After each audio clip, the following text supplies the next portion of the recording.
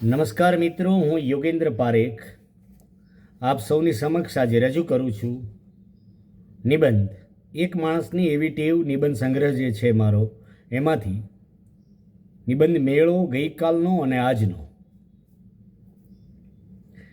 મેળો આપણી સંસ્કૃતિનું અભિન્ન અંગ છે. ફાટફાટ થતી આધુનિકતા અને શહેરીકરણે મેળાના અસલી મિજાજને પણ ઘણું ગ્રહણ લગાડ્યું છે.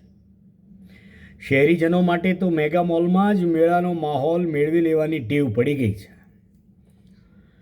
લોક જીવનનો ધબકાર ઝીલતો મેળો એટલે જનસામાન્યનો વિરાટ મેળાવડો. પન્નાલાલ પટેલની નવલકથા મળેલા જીવમાં કાનજી જીવીનું પ્રથમ મિલન મેળામાં થાય છે. નવલકથાના અંતે દુખિયારી અને જર્જરિત જીવીને કાનજી કાયમ માટે મેળામાંથી જ પોતાની સાથે લઈ જાય છે. મેળાપ, વિરહ અને પુનર્મિલનનું એક ચક્ર પૂરું થાય છે. જેમ નવલકથામાં એમ જીવનમાં કંઈક હૈયા મેળામાં મળ્યા હશે.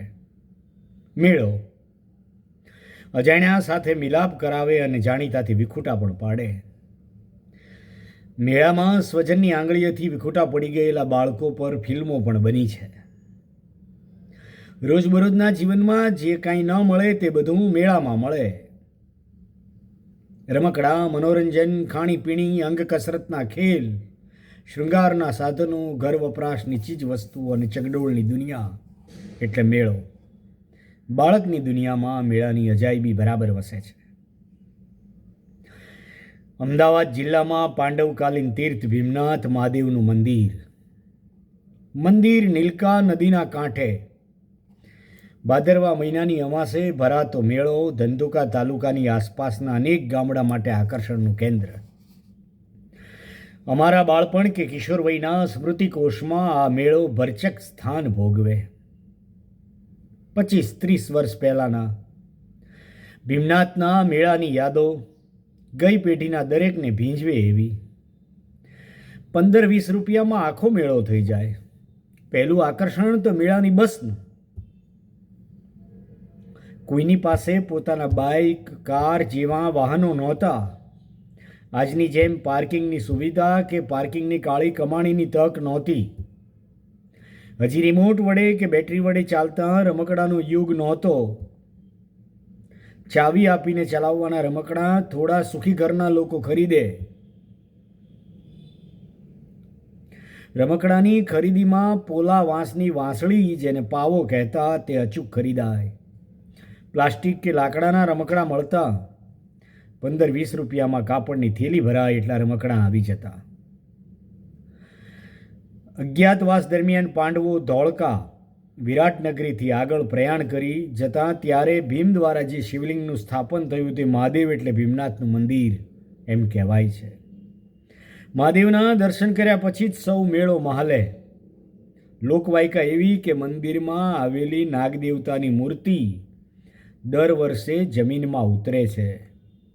ધીમે ધીમે ધરતીમાં ગરક થઈ રહેલા નાગદેવતા જ્યારે પૂરેપૂરા ધરતીમાં સમાઈ જશે ત્યારે પૃથ્વી પર પ્રલય આવશે એવી વાતો અમારા બાળમાનસમાં બરાબર ઉતરી ગયેલી. દર વર્ષે અમે કુતૂહલપૂર્વક નાગદેવતાના દર્શન કરી કેટલા અંદર ઉતર્યા હશે એનો અંદાજ બાંધતા. વર્ષોથી ભીમનાથના મેળે જવાયું નથી. આજે આ વાત કરી રહ્યો છું ત્યારે 42 વર્ષથી ભીમનાથના મેળે જવાયું નથી. આજે પણ એમ થાય છે કે નાગદેવતા કેટલા ઉતર્યા હશે એ જોઈ આવું. જગતનો ચાલ જોઈને એમ પણ થાય કે હવે જલ્દી ઉતરે તો સારું. ગુરુદત્તની પ્યાસા ફિલ્મનું ગીત ये दुनिया અગર મિલ ભી જાય તો ક્યા હૈ, જ્યારે જ્યારે સાંભળવાનું થાય ત્યારે ભીમનાથ મહાદેવના નાગદેવ યાદ આવે. દરેક ગામમાં, નગરમાં દરેક વસ્તુઓ ભરપૂર માત્રામાં મળતી થઈ ગઈ છે. એ રીતે જ સ્વજનો સાથે સંપર્કના સાધનો વધ્યા છે. મેળામાંથી ખરીદીનો અને મળવાનો બંને આનંદ ધીમે ધીમે વિલોપ થતા જાય છે. વસ્તુઓ અને વ્યક્તિઓનો ટ્રાફિક જામ છે. અભાવનું પણ સુખ હોય એ વિસરાતું જાય છે. વ્યક્તિ કે વસ્તુ ક્યારેક મળે એનો આનંદ અગણિત હોય રોજબરોજ ઠલવાતી ખડકાતી વસ્તુઓએ સાત્વિક ભોગવટો પણ છીનવી લીધો છે. ખરીદી અને વપરાશની નિરાંત બચી નથી. માણવું શબ્દનો સાર્થક અર્થ વિલય પામ્યા પછી માણસ મેળાને પણ ભીડ અને ઘોંઘાટમાં વેઠે છે. મેળો મળવાને બદલે અથડામણનું આશ્રય સ્થાન બની બેઠો છે.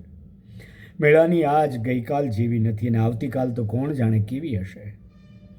મેળા મોટાઓ માટે નહીં પણ બાળકો માટે મહેફિલ મહોત્સવનો મંડપ છે. બાળકો અને યુવાનો માટે મેળાનું ચગડોળ એટલે ઉત્સવ. ચગડોળની વિડીયો ગેમ ના બની હોય તો સારું. ચગડોળમાં બેસવાની ઈચ્છા થાય ત્યાં સુધી બુઢાપો દૂર છે એમ જાણવું. સૌને પોતપોતાનો મેળો મુબારક. 10-12 વર્ષ પહેલાં લખેલો આ નિબંધ. Thank you. તમે સૌએ શાંતિથી સાંભળ્યો બદલ ખૂબ